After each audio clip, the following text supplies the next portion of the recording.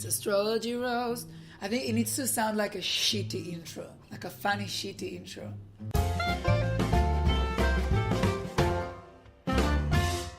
Hi everyone and welcome back to the very first episode for 2019 of Astrology Roast. Woo! Itai, welcome back from Israel. Oh my God, thank you, and welcome back to you and to everyone that's listening. I can tell that I missed this podcast and I missed Astrology Roast, and I'm so happy that 2019 is here and we can continue with our lives and be so much better than last year.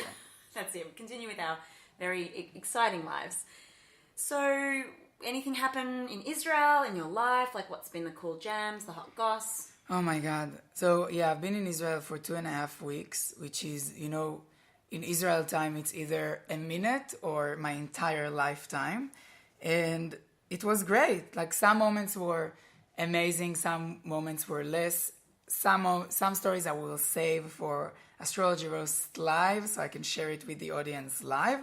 But as you probably remember from last year, my dad is getting married to a woman with 8 kids that used to be a surfer and Brazilian. So there's a lot She used to be Brazilian and now she's not, or? She's a Brazilian. She turned Jewish, she was Christian. She converted to Judaism. Yeah, and Judaism, is not compatible with being a surfer. No, so Judaism. She had to give that up. Yeah, so when you're in front of the 5 rabbis asking to be Jewish, and they tell you need to reject every physical skills you had up until that moment. So she stopped surfing, and they're getting married, and everything is obviously it's weird. And my dad bought my little sister an iPhone, so she will have to come to the wedding. So it's a bribe, and my mom is not knowing how to deal with it. Being a Capricorn, she's just looking for furniture for my dad's new house. So it's very weird. I was having dinner I was trying to be more present and mindful. So I was having dinners and lunches with my Aquarius dad and my Capricorn mom, the air and the earth. And as we were just sitting and eating, my mom would just be on her phone locating secondhand couches for my dad. For his new home. For my dad's Brazilian new home. wife. Yes. So that was lots of my trip, was just sitting in this and trying to be present and mindful. And I was this is 2019, new year, new me. And the present me was just trying to be there and just be present. You've also brought back about 1,600 cookies that your mother and your auntie have baked. Yeah, so it's also the power of moms is that every time I come back from Israel, I illegally bring cookies that you're supposed to declare about because they're full of nuts and fruit and dried fruit and guilt. And guilt. And every time she's just I can't say no to her. So I just take it in my bag, and I already have the face that gets stopped in airports.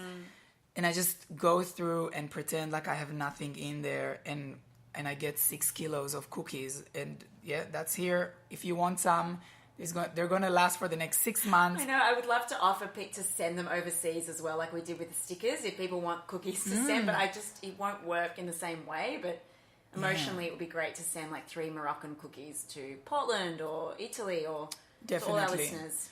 Well, this New Year also, I hate New Year's Eve. I think that it's one of the nights with the most build-up of the year and always a letdown.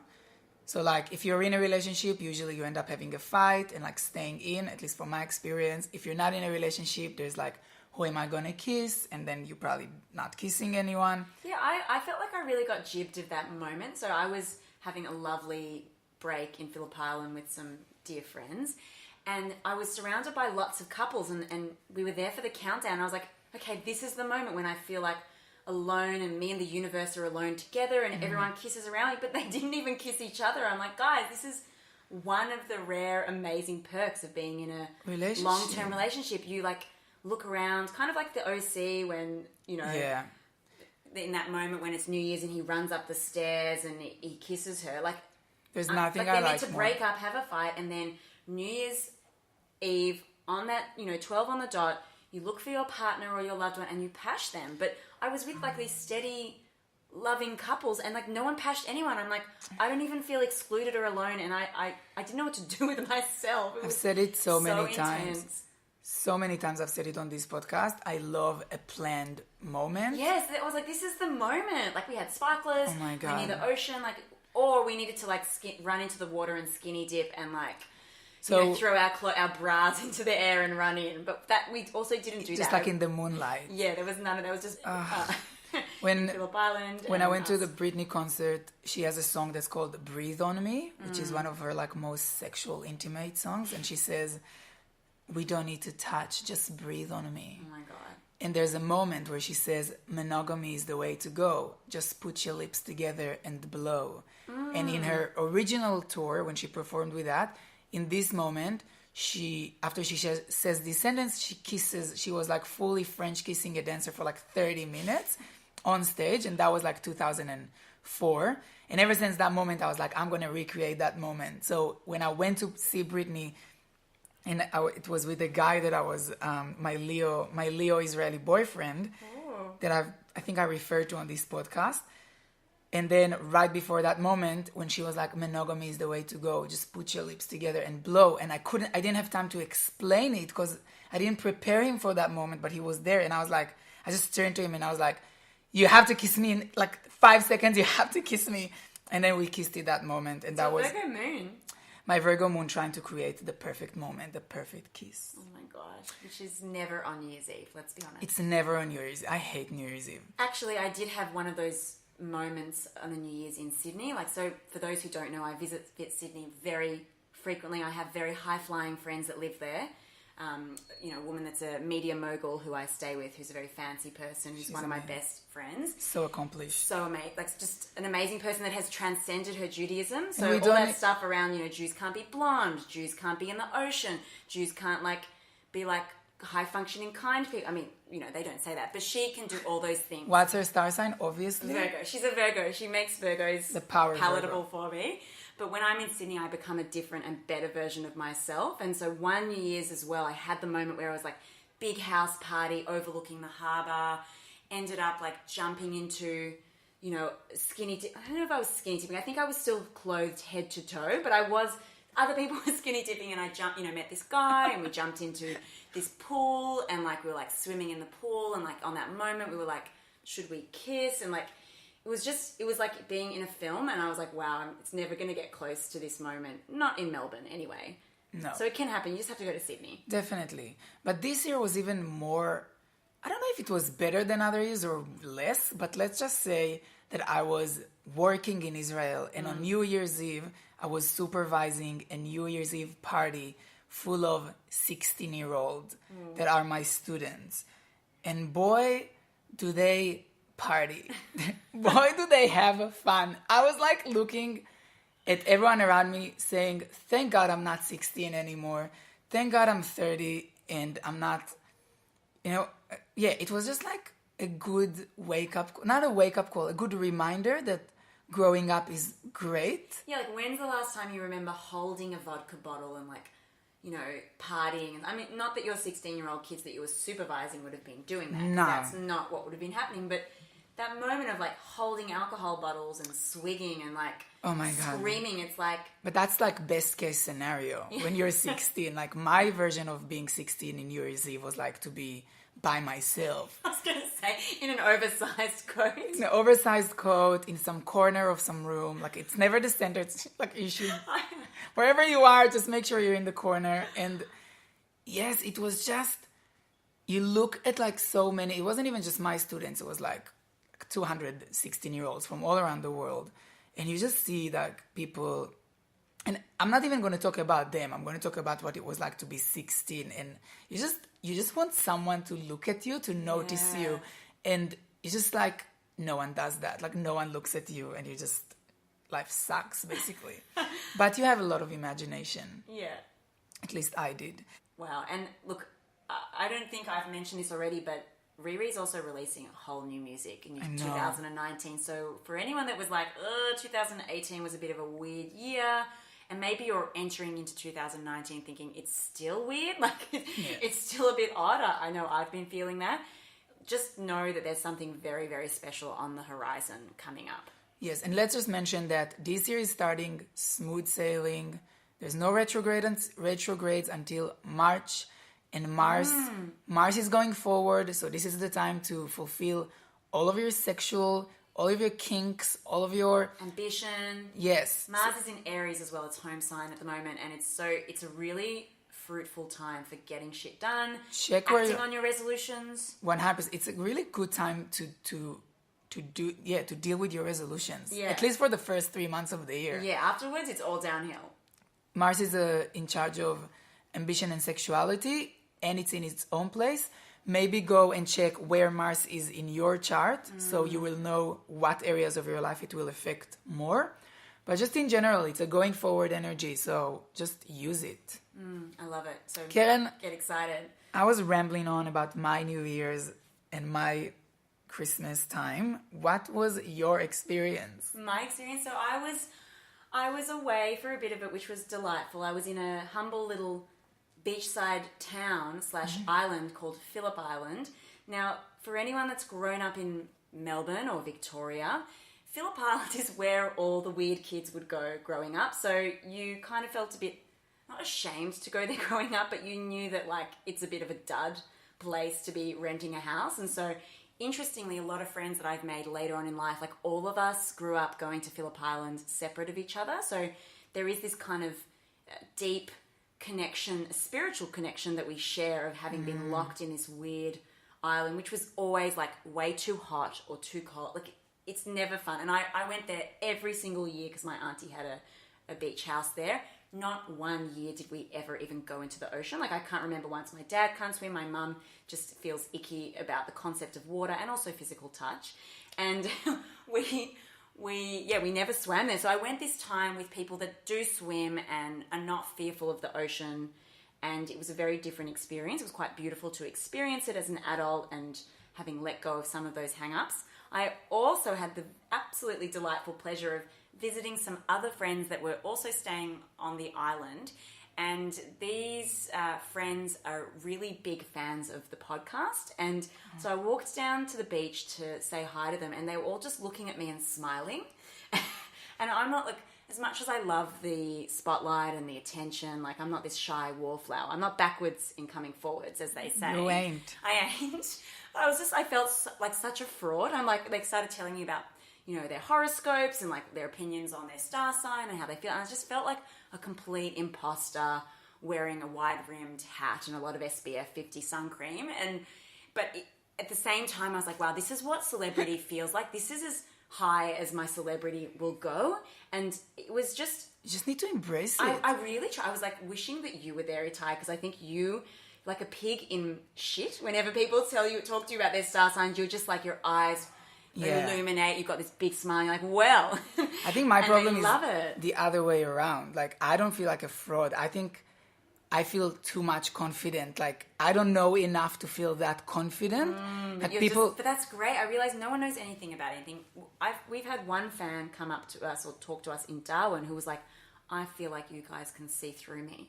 I know. And I was like, wow, like I can definitely see through people psychologically and intuitively, because my latest crazy idea is that I'm an empath, even though no one seems to be accepting my latest identity as an empath. But I can see through people for sure, but it's not via their star signs. But anyway, that was an absolute delight. And I guess that shaped kind of the New Year's Eve and also just enjoying Phillip Island. But I went straight from Phillip Island into a series of Jewish life cycle events. So my 2019 has been shaped by, you know, funeral, a circumcision, which, you know, I'm not sure if everyone knows what that is, but that's when they snip the baby's bits when it's 8 days old in Jewish culture. And yes, a lot of Jewish strange rituals. And for anyone that's seen any show in Hollywood ever, everything they say about Jewish culture is absolutely true. Like we're not normal. It's crazy. Like the circumcision where a friend's child was having circumcision done. someone fainted. A woman got overwhelmed and fainted. Then someone screamed out, "Who's a doctor? We need a doctor!" And like 6 people just shrugging. Oh my God, I can't. Like it's happens at 7 a.m, so all of them are on the way to work as a doctor, and no one could be bothered helping this woman, come to her senses. But she was fine. Everything was fine. I also learned that sometimes in circumcisions in modern Jewish culture, there is now a deep-held tradition to have a barista or have someone serving coffee from a coffee cart, because they realize that they're taking people out of their morning ritual, and usually at 7 or 7:30 people get a coffee. So they've decided to cater to that and have a coffee-making person while someone's newborn son is having their penis cut. It's very un-Jewish to like cater to a need. Yeah, it's true. To be like, oh, you want coffee, you want to feel more comfortable with the coffee, then you will provide it for you. Well, there was a lot of food. We cater for the food. There was lots of it. But it's like, it's very uncommon, I think, because this baby, you literally cut the penis for the constant reminder of the covenant to God. So it's like, we want you to know every time you touch your penis or use your penis, you remember who is in charge of you. So it's really nice that at least everyone else that participates get to drink coffee while it's happening. Well, the thing is, which I didn't know at the time, the coffee making was happening near the entrance of this place. And of course, you come in, you say Mazel Tov to everyone, and then you zip on in.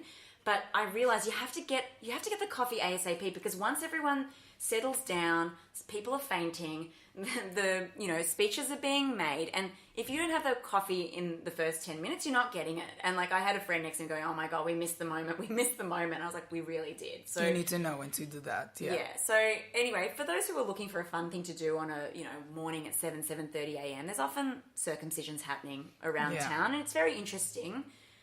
So that's been my 2019 death, rebirth, and recognition that there are some aspects of Jewish culture that you cannot transform. I love it. Every time you're about to enter a brit, like a circumcision or a funeral or a shiva, when the 7 days that you have to sit on the floor after you lose someone, you don't know what's going to happen. Like it's always a wild experience. Like I remember on my grandma's shiva, there was like a punch off. People were like literally punching each other. The police came, and you're like, I guess my grandma would never want for that to happen on her. It's never about the person. But no one really cares. It's more about your experience. What I found is as well, though, being a woman in Judaism is also really awesome, because we often get siphoned into a separate room where we can chat and have cake.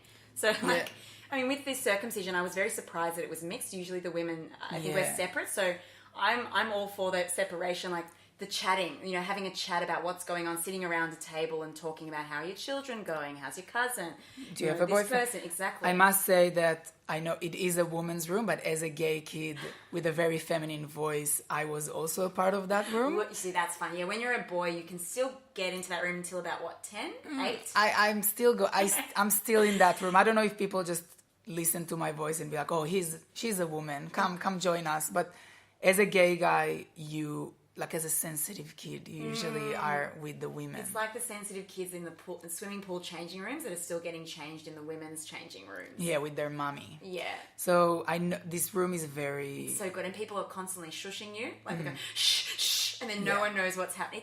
It's a really beautiful moment. So there's a lot of elements here, and this is maybe the topic that we want to a little bit dive in today, and it's releasing the ghost. What does it mean, releasing the ghost? I love this phrase, first of all, because it's so dramatic. It's so dramatic. You can visualize it. Yeah, and it really coincides with the new year energy. So shedding, releasing, cultivating new beginnings. And I'm a real stickler for a good ritual, a good kind of way of marking endings and beginnings. I do it at least once every 30 minutes. And I would recommend it to anyone that has an anxious, active brain. But yeah, I think in the early 2019, for me, I've been reflecting a lot on releasing ghosts that have still been lingering around. I've had a chance to do that, in December last year and early this year with ghosts, real ghosts, and human ghosts as well. So I've had some, I believe, and I'm sure other people might not identify with this level of spirituality, but I have felt that there's been some ancestors on my grandmother's side of my family that have been hanging around me for a little while to teach me things. So I've got my grandmother's sister perished in the Holocaust, and she had a little girl, a 3-year-old girl, I think, and her husband, and they all died in the camps, and the rest of the siblings survived. And no one speaks of this sister very often because it's quite painful and traumatic, but I went to see an alternative practitioner, as I often do. Don't know how I can afford this lifestyle, but sometimes I can. And that really came up. So this woman that is kind of talking to me and connecting with me, and I felt like she was a woman that really needed to be released or to be acknowledged in my family history, because no one really has ever spoken of her and her daughter and her husband. And so I did a little kind of ritual for her, which combined some kind of hippy-dippy things and some Jewish elements as well. So I lit some Jewish candles. I also did some like flowers and some sage and really taking from all cultures and colonizing all cultures' rituals to suit my own needs. And it was quite beautiful. I was trying to light the matches to light the candles, and every single match didn't work. Mm-hmm. And I had a sense that this ancestor that I was trying to allow her to pass over or to be peace, had a feeling that maybe she was scared that she was being kind of forgotten or kicked out. And I kept being like, it's all good. You can stay. You can chill out in my house. There's 50 million ghosts here at any given time. Yeah. Mostly your grandmother, Itai. My grandma's very here. She's very here, and I feel like I know her as my own. But yeah, it was really, really beautiful. And the next few days I actually caught up with my grandmother, as we do. We get bagels every Sunday. Sometimes there's tears, sometimes there's not.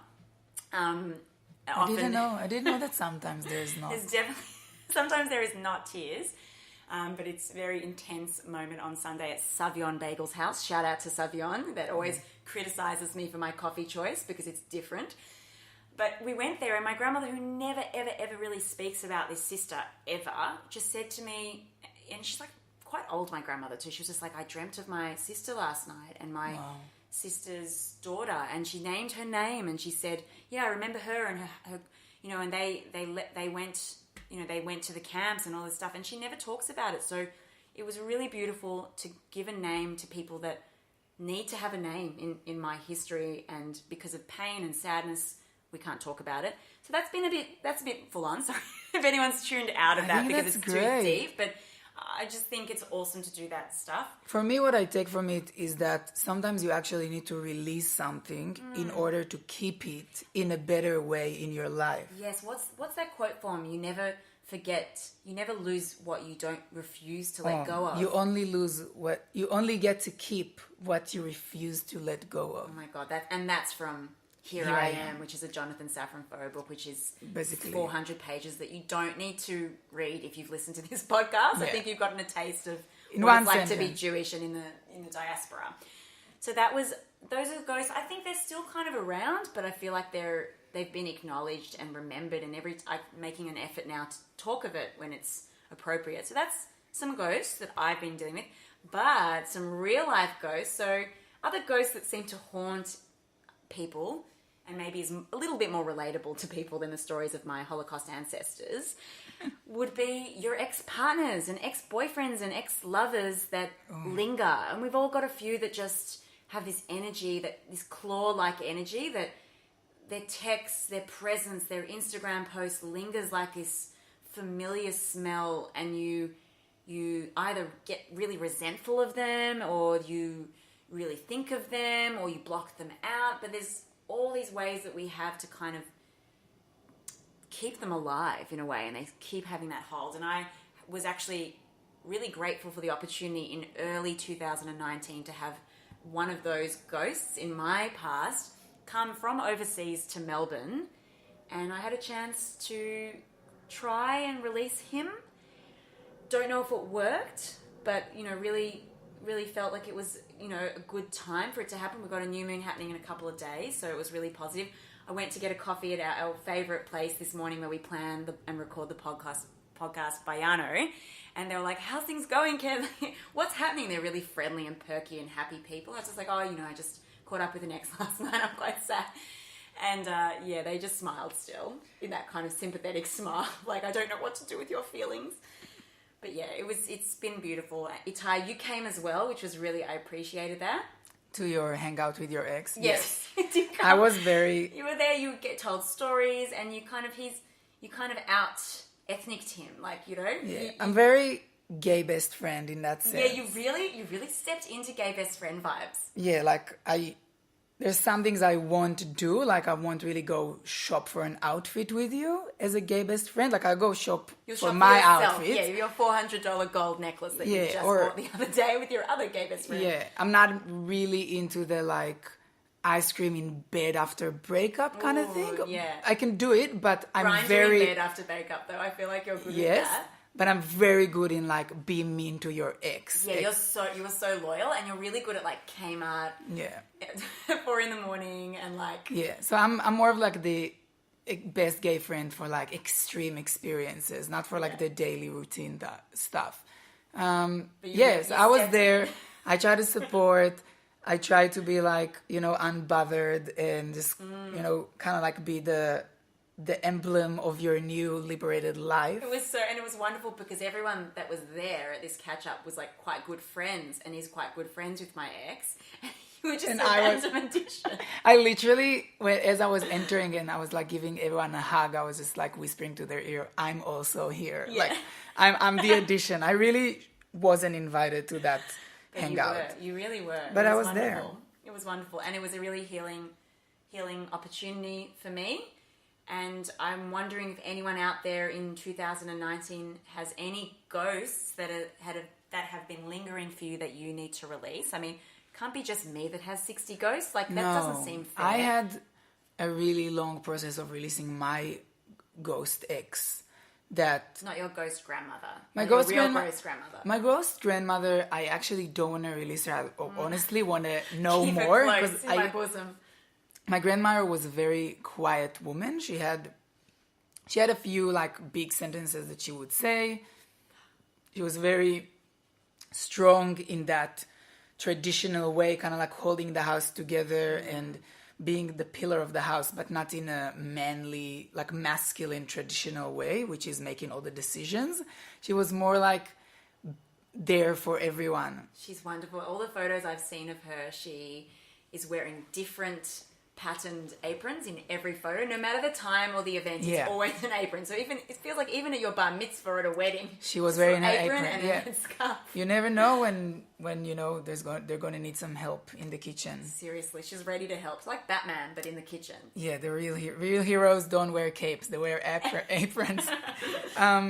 So my ex-boyfriend ghost was, and I really think that what I'm trying to say in this episode is, you don't need to release these ghosts and leave them behind. You need to release them in order to keep them in your life in a healthier way. I agree. I think we think that we have this one aha moment where we just do this something and they disappear, but it doesn't. It still stays lingering, and it's weird, and it feels weird. Because a lot of the time you try to cater to the ghost. You try to please the ghost. You try to keep it contained. Like, you know, when you break up with your ex-boyfriend and you still care, so every time you post something you think whether he's gonna like it, whether he's gonna think I'm funny, I'm hot, whatever, and then he tells you, I want to stay in touch, and you don't want to upset him, so you stay in touch for a year. Basically, you're just retelling my experience. Yes, and I always thought about how Justin released Cry Me a River, basically saying like to Britney, you cheated on me, cry me a river, and in response she lost her mind, shaved her head, had a public meltdown. And I was posting things on social media saying similarly to my ex, Cry Me a River, quoting Sugar Babe songs. And his response was to send me a selfie of him and his new boyfriend 2 weeks after we broke up. So I'm like, why didn't I get the same thing? Like, why was my boyfriend not having a meltdown? I don't know. There's no justice in the world, but you need to realize, I think, that the more you cater for the ghost, the less able you'll be to live your life fully. So as I said on the podcast, I replaced my ex-boyfriend with my Pilates teacher. So every time I post something, I really hope she likes it and comments. But in all seriousness, I just one day decided that like I'm not playing by these rules. It was way long after the breakup. It was like a year after the breakup. In this year, he would like contact me, and I didn't have the guts to like say that's not good for me, because I didn't want him to hate me, because I didn't want him to like be upset with me, and which was also a pattern from the relationship. You all know his star sign was Aquarius, because all of my ex-boyfriends were Aquarius. And your dad. And my daddy.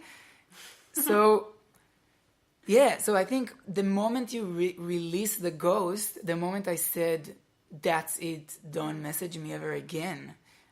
Obviously I added like, unless like you're dying or something, is the moment that I was able to feel love for him, feel whenever someone mentioned his name, be like cool with that, bring up the stories, remember the good things. And I think that releasing this ghost is just keeping it there, but in a better way. So true. And for me, I noticed that was very different this time. I didn't get a spray tan. Last time I saw this ghost, I was spray tanned. I mean, I do that from time to time anyway. Nails were done, things were happening, and I was like, no, I'm not getting spray tan. In fact, I went cray-cray and fully wore sneakers to the catch-up. Like, no women living in the south side of Melbourne go out on a Friday night wearing Adidas kicks. No. It was just me, but I realized no one's looking at my feet. They're looking at my face to see if I've aged. Because you're beautiful. Now, you mentioned the new moon, and I just wanted to... Oh, did I ever? Yes, because you're very connected to the moon. I'm an empath. You are an empath, and the moon rules the empathy. The moon is all about empathy. That's why Cancerians are many times unable to experience their lives, because they're just full of feelings and emotions, which I honestly don't really... I don't have the empathy to that. And this is an astrology podcast, everyone knows that. And we talk about astrology all the time. Yeah, you wouldn't know it from the last 20 minutes of us talking about releasing our feelings. But it's a therapeutic podcast. Use the tools around you, whether it's your Leo friend that can take you out on a night out, maybe your Aries friend, maybe it is your Gemini friend. You can just sit next to them as they're talking about a million topics while you trying to dissociate from your feelings and your body. So true. Maybe go and check your chart. Where is your Venus? How do you deal with love? Maybe go check the moon. When is the next new moon where you can burn pictures of your ex-boyfriend and the burning is always egg his house? Yeah. maybe egg his house on a full moon. Off. Maybe shave your hair. People shave their head all the time, as Brittany says. Maybe go to the nature. Whatever you need to do. Now, a source that we often turn to is pop culture, is specifically Spice Girls lyrics and Sex and the City episodes. Yep, and to be honest, during this time when I've been releasing Ghosts, a couple of things have really stood out and made me feel alive and powerful and grateful, and I will be okay. I spoke last year a lot about Ariana Grande's Thank You Next. I don't need to go into it again, but all I can say is that song, and also her Instagram presence where she ends every post with a black heart. Always which seems to be, young people seem to be using that a lot, but I love that because it's like you still have love. It might be sadness in your heart, but you've still got heart. But that song has been really the song of 2018/2019, really helped me. Another thing that really warms my heart is imagining that I am Carrie Bradshaw. So when I caught up with this ex or this ghost, I was like feeling like I'm Carrie Bradshaw when she says bye to Big, and she looks at a white horse in New York City and thinks about, falling in love with the city and how all your friends can be, your lovers, and you don't need to just have one man to make you whole. Which, no. I mean, that's not really the vibe of the whole series. It is very about... contradictory. Yeah, exactly. Like, most of the time, she's like, you need a man to be a whole woman. Like, having an apartment, friends. And a penis. Never having to work. Like, that's not enough. Like, you need to actually have a man. But I did I found a quote from that very episode where she walks away from Big. And I read that to myself, and I really feel like that encapsulates this moment. So... I can't do it justice, but she goes, maybe some women aren't meant to be tamed. Maybe they're meant to run free until they find someone just as wild to run with. So that's obviously Carrie Bradshaw being fucking amazing. But I decided to also reclaim that and make my own quote. And also everyone out there, feel free to obviously use this quote for your own healing and releasing your own ghosts. Obviously, I'm going to add some music to this as well because I think this is a really high budget podcast that we have. Sure is. But I'll just...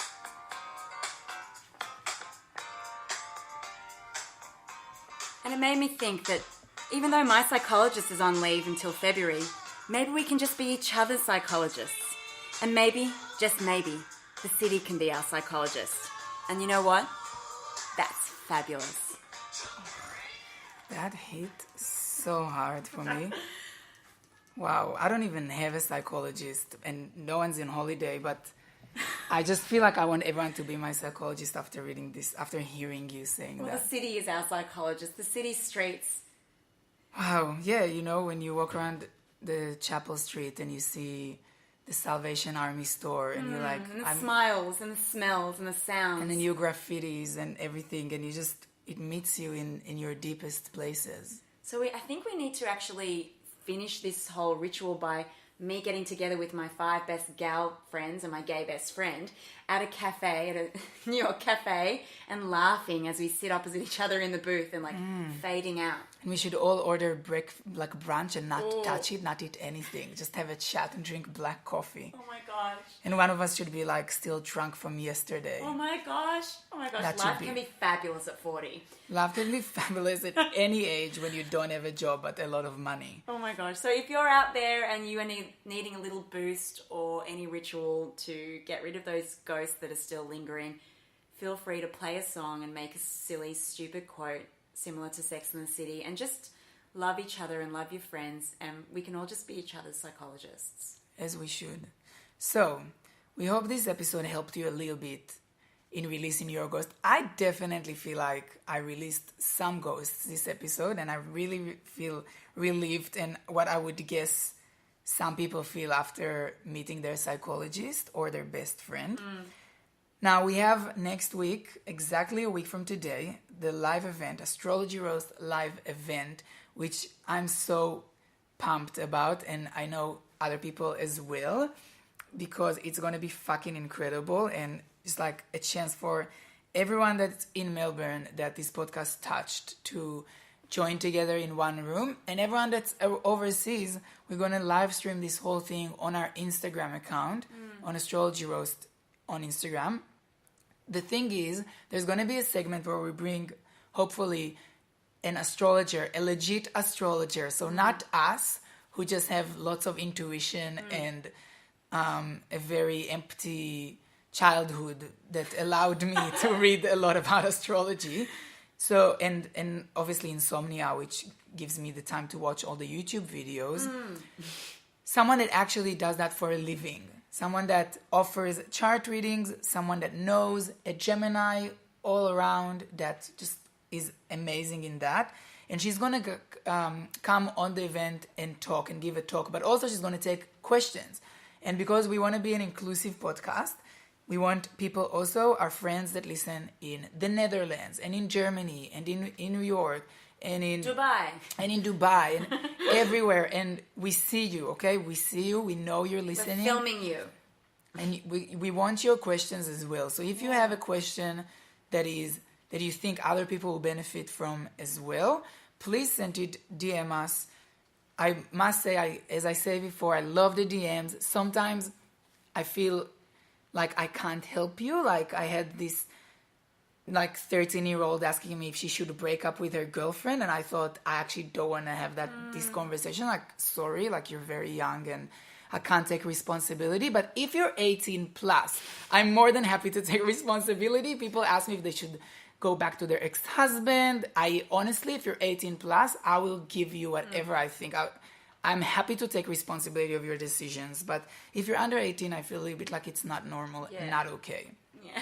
Now, as we said, we're going to start 2019 with bigger and better things. So we're now going to introduce our new segment that hopefully is going to be a segment that we have every episode at the end of the episode. We'll see. Maybe it will be like a once in a while, or like every other week. We'll see. But this week it's happening. So It's going to be a new segment that's called Lori Time. No, sorry. It's a new segment, so I don't really know the name yet. But the name is Story Time with Lori Time. And what's going to happen on that segment, Karen? Well, we have a very special dear friend, Lauren, who you affectionately call Laurie. And she is unfixable and quite special and unique and creative. She has been on the podcast several times talking about her, Greek optometrists in Carnegie and her Weight Watchers experiences, her mother, her neurotic mum. So we figured it's probably a good idea for us to channel her creative storytelling into an actual segment, into a spin-off. She's a very popular woman, so she's a hard one to pin down. So we've managed to pin her down today, and hopefully this segment continues, but who knows? I mean, she's off to Bali next week. Who knows if that will even, how she'll she's go a there. Leo. She's a Leo. She's a performer. She's a creative. She's a teacher. A businesswoman. A business lady. So she's a whole lot of woman. Whole lot of woman for a whole lot of Gemini man. Yes. So that's what we're going to do. She's going to tell a lot of different stories. If anyone has anything they want to add to her stories, also DM us. We want to hear what you think of Story Time with Lori Time as our new segment. Other than that, thanks for tuning in, and we'll see you on the next episode of Astrology Roast. It's story time with Lori Time. Sit back, recline, it's story time with Lori Time. It's telling my story, such a crime. So by the age of 12, my bat mitzvah, for those of you who don't know, that is when a young girl steps into womanhood for a Jewish woman. I was probably about a size 14 adult clothing, which is what I am now. 12 or 14. I fluctuate. And my mum told me that I should only be wearing black and I should never wear stripes across because they are unflattering. So basically my whole childhood I was dressed in black. And yes, that is sad. You're right. If you're having a moment right now, that's sad. It's goddamn sad.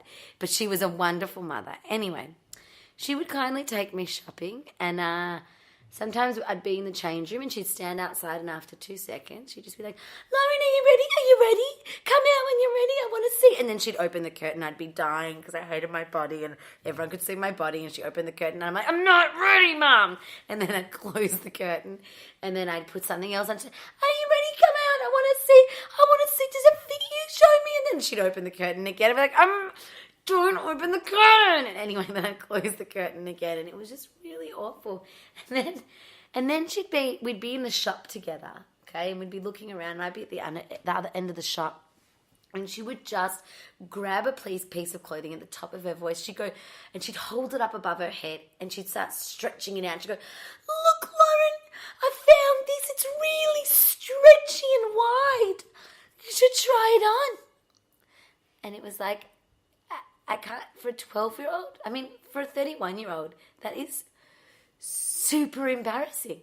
And I still just remember the action of her arms stretching the fabrics in and out, screaming, this is super stretchy. So after that happened, we'd usually go home. This is usually the routine. We'd go home.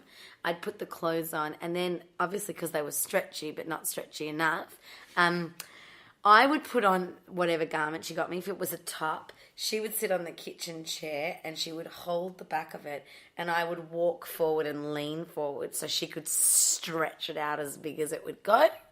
And then I'd lean back and I could relax. And then we'd flip sides, kind of like a patty. And she'd flip me over and then she'd grab the front of the shirt and I'd have to walk backwards. And we'd stretch out the front of the shirt just so there was enough space in case, God forbid anyone should see, it's like my clothing sweep up against my body and anyone should know that underneath that overly stretched size 14 huge black t-shirt, there was actually a fat kid under there.